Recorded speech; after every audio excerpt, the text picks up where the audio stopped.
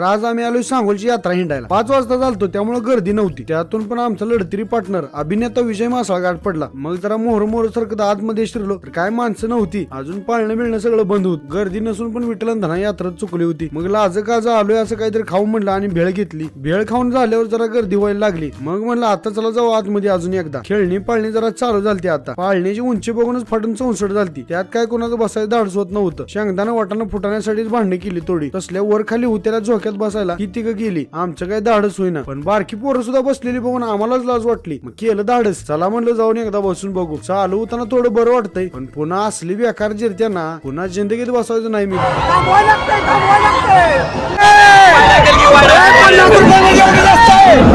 माझी पोरगी राहत नाही माझ्याशिवाय.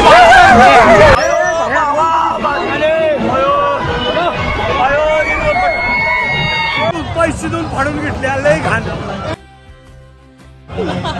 जिरली पाक जिरली